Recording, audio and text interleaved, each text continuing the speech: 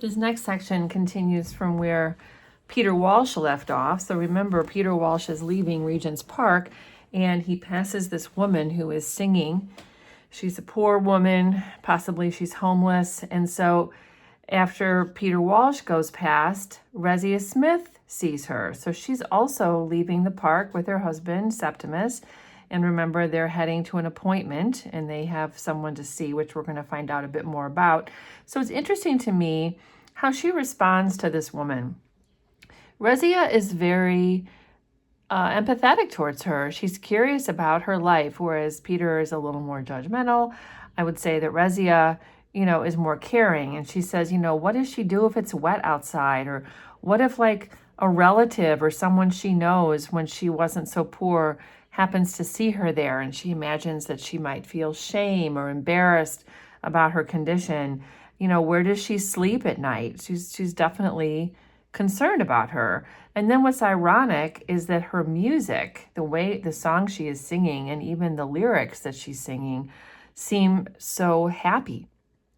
There's like this invincible thread of sound that's winding up into the air like the smoke from a cottage chimney, winding up, the beech trees issuing in a tuft of blue smoke among the topmost leaves. And if someone should see, what matter they? These are the lyrics that the singer is singing. And I just want to point out, for the next 2 or 3 pages, we're going to be handed little bits of information that we're supposed to be able to infer what it means. And sometimes it can be difficult. Like, it can be difficult to infer that this is what the woman is singing. But then we get that clarified in the next paragraph. It does say here that Rezia, because she's been so unhappy and so worried about Septimus, has been giving meaning to things in life that happen. Like when she passes people on the street, if they look happy and if they look kind, she imagines saying to them that she's so unhappy. And now here's this old woman singing, if someone should see, what matter they? And these lyrics give Rezia hope. They make her feel like everything is going to be all right. So these images here of the voice, the lyrics and the singer's voice reaching up through the trees like smoke, and the fact that Rezia can pull some optimistic message from her words makes me again see this woman as a symbol for humanity, for universal suffering, for universal compassion. The fact that everybody, no matter their class or station in life, experiences joy and sorrow. There's just a lot of universality here with this character. And so Rezia reminds herself that they're going to go see Sir William Bradshaw, who would cure Septimus at once. Okay, so now we're getting a little more clarity on who is Sir William Bradshaw. We can infer that he is another doctor, better than Dr. Holmes, who is going to take better care of Septimus. And so this is what she believes. She's like, this is silly. We're not going to be unhappy anymore. So they cross the street, and it seems as if they're just an ordinary couple. People might look at them and think, oh, here is a young man who carries in him the greatest message in the world. And that makes me wonder which is what. And is moreover the happiest man in the world and the most miserable. So this is how people might see Septimus. I think there are a lot of things you could talk about with this line right here. What is the greatest message in the world? Certainly one of them might be that there are tremendous costs to going to war. Also, there's so many inner secrets, inner parts of the soul that nobody ever sees. He is happy, potentially. He's also the most miserable. So perhaps they walk more slowly than other people. Certainly Rezia and Septimus are walking slowly, but maybe they don't need to be judged. And so here, all of a sudden, then we transition into the mind of Septimus. So someone else looking at the two of them then kind of opens the door to us, the readers, into what Septimus is actually thinking. And what he is thinking is that the street that they're walking on, which is Portland Place, what if it was a room that he had come into and the family are away? And there are like chandeliers and bags, and there's a caretaker, and he imagines like the street is a room or a place to live. So his mind is just very much running all over the place, clearly. To look at, he might have been a clerk, one of the better sort, for he wore brown boots. His hands were educated, so too his profile. So he looks like he's well-to-do and that he's smart. He was on the whole a border case, neither one thing nor the other. So this is an important point. Clearly, he has potential, but maybe he struggles to realize it. He could end up in any place. He could end up working anywhere or not working at all. So that's kind of what we're getting here in terms of maybe an outside judgment of him. So then we're going to get background here on Septimus. And the rest of this section is going to be about Septimus's life, which is helpful for us to know, given how much he is suffering. So he had left home a mere boy because of his mother, because she lied, because he came down to tea for the 50th time with his hands unwashed, because he could see no future for a poet in Stoud. So he wants to be a poet. Again, we have to infer this. We have to also infer that he leaves home because there's drama at home, there's tension at home, maybe he's not cared for or no one's paying much attention to him.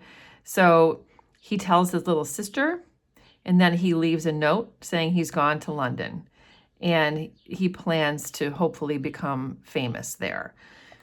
It says that London has swallowed up many millions of young men with names like Septimus's. So a lot of people, obviously, would go to the city hoping to make their fortune and do something bigger than what might be available to them in their small village.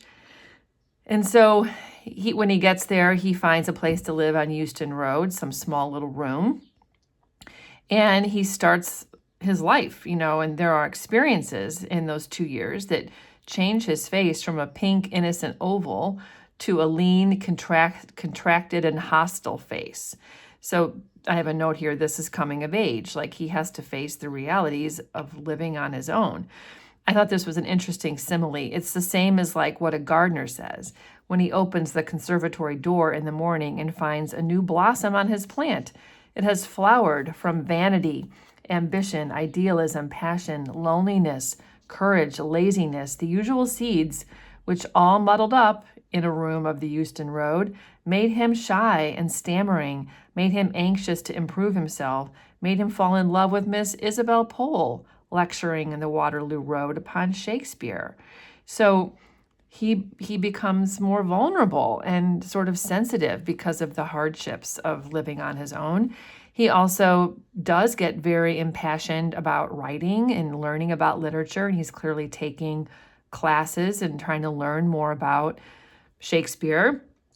And Miss Isabel Pole thinks that he has potential. She says, isn't he like Keats? And, she wants to have him read Antony and Cleopatra. And so he falls in love with her because she honors his talent and makes him feel that he could become something. And so this whole next section here really is showing how he is becoming what I would call a tortured artist, which probably even fuels his own writing. At the same time, we have another new character, Mr. Brewer, and we have to infer again, who is Mr. Brewer? He is the managing clerk at Sibley's and Arrowsmith's, auctioneers, valuers, land, and estate agents. Something was up in being paternal with this young man and thinking very highly of Smith's abilities. So we have to infer this is where Septimus works. So Septimus has a job, as he ought to. He can't just go to London with no money. He has to have some way of buying himself food and a place to sleep. So he's working at some entry-level job at this auctioneer, and Mr. Brewer is his boss. And he takes sort of, he's concerned about Septimus. It seems like he sees potential in him. He tells him in 10 or 15 years, he could be higher up in the auction business.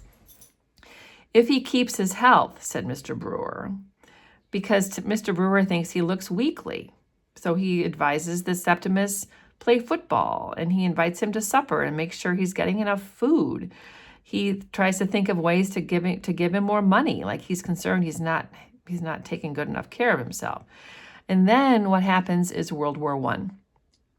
And I thought this was a great metaphor. The prying and insidious fingers of the war basically smashed a plaster cast of Ceres, plowed a hole in the geranium beds, and utterly ruined the cook's nerves at Mr. Brewer's establishment on Muswell Hill. So all the plans for everybody were changed by the fact that there was a war. And I thought this was interesting that Septimus was one of the first to volunteer. I would not have guessed that. I would have assumed, because he's kind of weakly and he wants to be a poet, that he would not be racing off to fight in the war. And so the natural question is, why was he one of the first to volunteer? And we find out right away that he went to France to save the England, which consisted of Shakespeare's plays and Miss Isabel Pole.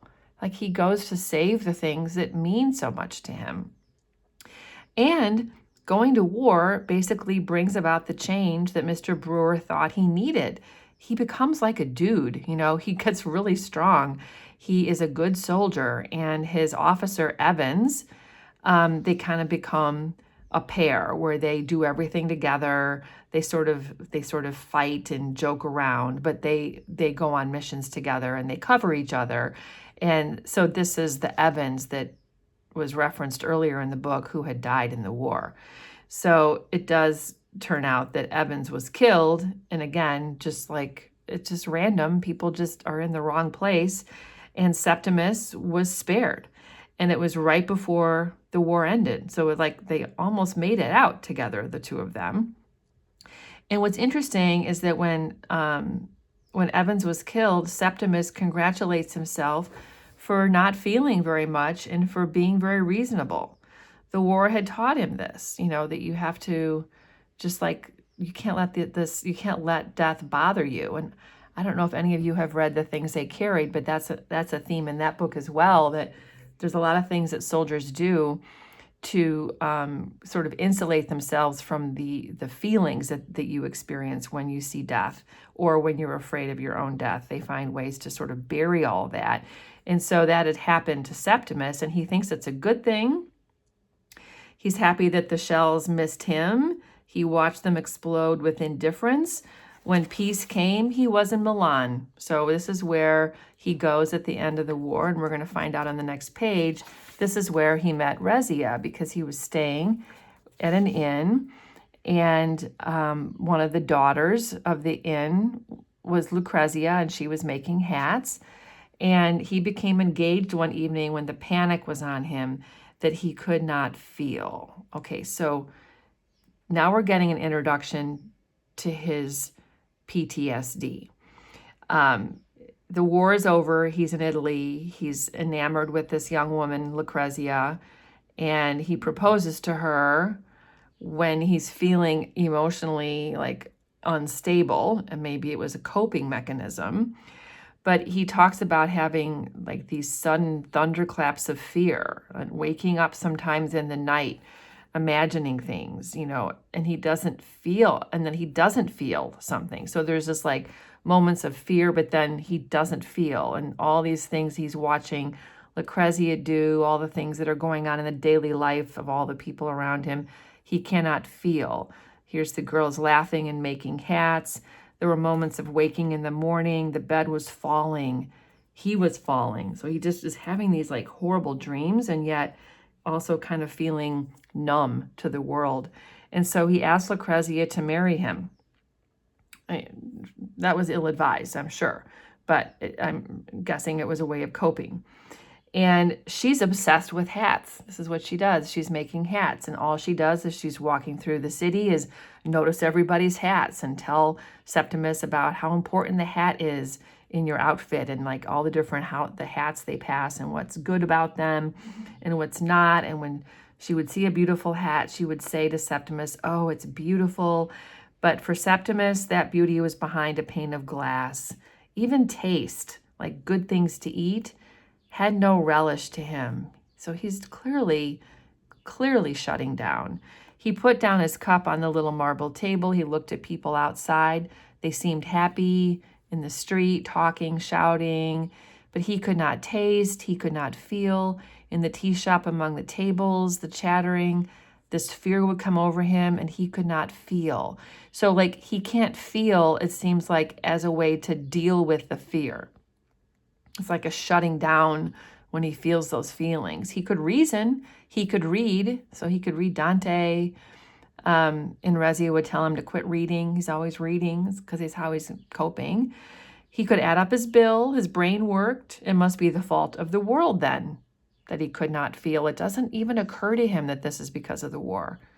And Rezia is just like, oh, the English are so silent. And of course they are in comparison to the Italians. And she says that she likes the cultural differences between the English and the Italians. And she wants to go see London. She has an aunt who had lived in Soho, and Septimus is like, oh, it could be possible. It might be possible that the world itself is without meaning. So as he's interacting with her and having everyday conversations, in his subconscious and occasionally even in his conscious mind, he's thinking nothing matters, like he's just dealing with these powerful feelings. Suddenly, he also starts to see his previous literature, like what he used to love to read, as something with a different meaning. When he opens Shakespeare, suddenly he sees Shakespeare differently. He sees that Shakespeare loathed humanity and putting on of clothes, the getting of children, the sordidity of the mouth and the belly. This was now revealed to Septimus. The message hidden in the beauty of words, the secret signal which one generation passes under disguise to the next is loathing, hatred, despair. Dante the same. All the things he used to read suddenly have a different message, which is a dark and negative one. So that's also something that I think is an interesting response to trauma. And Lucrezia keeps repeating, the English are so quiet, the English are so serious. And she would put her arm around Septimus, and Septimus would think love between man and woman was repulsive to Shakespeare. I don't know if we have any proof of that, but, this is how he's interpreting language now. But Rezia said she must have children. They had been married 5 years, so that's a long time. They went to the Tower together. They went to the Victoria and Albert Museum. They stood in the crowds to see the kings at Parliament. They're doing all the things that people do.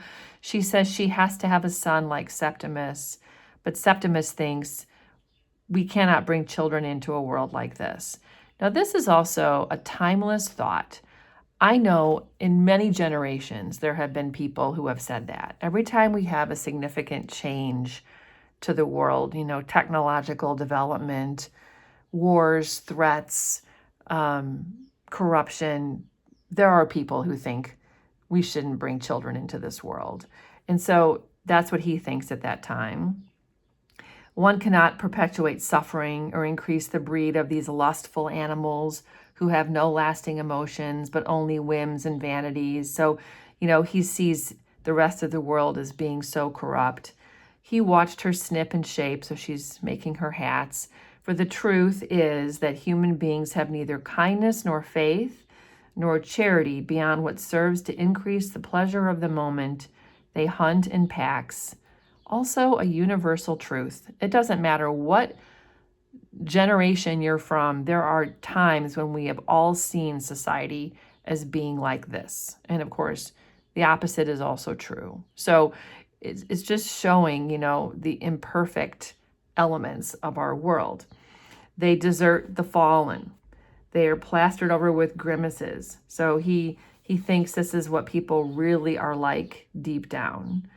Everybody is miserable. He is miserable, which also affects your own view of the world. So it goes on to talk about it, they're having tea, and this is like their day-to-day life. And these are flashbacks. This is not what's happening this moment as they're walking through Regent's Park. This is like the backstory, not only of Septimus's coming to London and going to war, but also the early days of their marriage. He also, during this time, hears Lucrezia crying all the time because she wants to have a child. And every time he hears her crying, he feels more and more hopeless and descends another step into the pit. So the pressures of keeping a wife happy make his depression worse. So obviously proposing to her when he was just coming out of the war was not a good idea. It lasts with a melodramatic gesture, which he assumed mechanically. And with complete consciousness of its insincerity, he dropped his head on his hands. Now he had surrendered. Now other people must help him. People must be sent for. So he basically eventually falls apart. Nothing could rouse him. Rezia put him to bed, and she sent for a doctor, Mrs. Filmer's Dr. Holmes. Though we know all about Dr. Holmes, he's not a very good doctor when it comes to mental health. He examines him. We know what he says. Everything is fine with Septimus. Nothing is wrong. Tell him to get out and do some things. Give him some water. Have him, take some over-the-counter type medication. There was no excuse. Nothing whatever the matter except sin for which human nature had condemned him to death that he did not feel. So all that's wrong with him is he does not feel. All that's wrong with him, that's a significant ailment. We know this today in 2026. He had not cared when Evans was killed. That was worse. But all the other crimes raised their heads and shook their fingers and jeered and sneered over the rail of the bed in the early hours. I love this personification.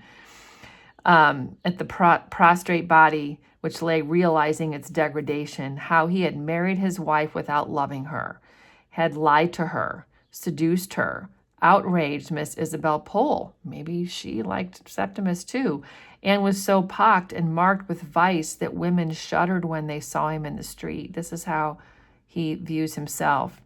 Dr. Holmes comes again, and he says the same thing, He, he talks about how he likes Rezia's porridge. He's like, health is largely a matter of our own control. Throw yourself into outside interests. Take up a hobby. He's like, come on, go do something. Septimus is getting angry at him now. He's like, okay, this guy doesn't know what he's doing. So when the damn fool came again, Septimus refused to see him. Did he indeed, said Dr. Holmes. And then he says to Septimus that you're just in a funk. Now, he had actually talked of killing himself. Which Dr. Holmes knows. Didn't that give her a very odd idea of English husbands? Didn't one owe perhaps a duty to one's wife? Wouldn't it be better to do something instead of lying in bed? So he scolds him for telling his wife he wants to kill himself. And he's like, dude, get up, buck up, be a good husband. He had 40 years experience behind him, and Septimus could take Dr. Holmes' word for it. There was nothing that was the matter with him. The next time Dr. Holmes came, he hoped to find Smith out of bed and not making that charming little lady, his wife, anxious about him. Human nature, in short, was on him. Holmes was on him. So Holmes now becomes a symbol for human nature, which is to sweep everything under the rug, to just say, everything is fine, you just need to be stronger. So he was deserted. The whole world was clamoring, kill yourself, kill yourself. But why should he kill himself? For their sakes. He feels like this lack of interest or understanding is basically, the world, Dr. Holmes, and all of human nature saying, you're not worth our time. He acknowledges that food was pleasant. Well, it kind of contradicts what he said earlier. The sun is hot. This killing oneself, how does one set about it? He's like, I don't even know what to do. He was too weak. Besides, now that he was quite alone, there was a luxury in it. So in some ways, he kind of likes not having to be part of the rest of the world. By being sort of, cast aside, he has a freedom that he didn't have before. So Holmes had won, of course, the brute with the red nostrils had won, but even Holmes himself could not touch this last relic, straying on the edge of the world, this outcast who gazed back at the inhabited regions, who lay like a drowned sailor on the shore of the world. It was at that moment that the great revelation took place. A voice spoke from behind the screen. Evans was speaking. Okay, so I could see this being a quiz question. What is the great revelation? Well, he starts to hear Evans. So again, he's been hallucinating anyway. We know he's been hearing voices. Maybe this is when it began, when he realized there was no treatment for him and he was going to be left alone. Then Evans comes into his head and he starts talking to Evans. Mr. Smith was talking aloud to himself. Again, Agnes, the servant girl, told Mrs. Filmer in the kitchen. Evans, he had said, it made her nervous. She had run downstairs, and Rezia came in with flowers and walked across the room and put them in a vase. She had to buy the roses, Rezia said, so they're just having their normal day-to-day conversation. There was a man outside, Evans presumably, so he's hearing Evans, and the roses, which Rezia had said were half dead, had been picked by him in the fields of Greece. He imagines that the roses that Rezia had were picked by Evans. What are you saying, Septimus? Rezia asked with wild terror, because he's talking to himself. She sent Agnes running for Dr. Holmes. Her husband, she said, was mad. He scarcely knew her. You brute, cried Septimus, seeing human nature. Dr. Holmes entered the room. Now what's this all about? Said Dr. Holmes in the most amiable way in the world, talking nonsense to frighten your wife. But he would give him something to make him sleep. And if they were rich people, said Dr. Holmes, let them go to Harley Street. Okay, so he comes in, he sedates him, he scolds him again, and he said, you know, if you don't like what I'm doing or whatever, if you have more money, go to Harley Street. So you need to understand, this is still how it is today. Harley Street in London is where all the doctors are. Like the most prestigious doctors in the city all have offices on Harley Street. So this tells me that Dr. Holmes is not a prestigious doctor. Maybe he's not even a doctor at all. But he's like, oh, you know, if you don't like my remedies, then you just take your money and go over there. And he's not looking quite so kind. So all of this here, I think, is really important to understand. What is Septimus's story? How did he get himself to London? What were his dreams before the war? And what happened during the war that has made him so traumatized now?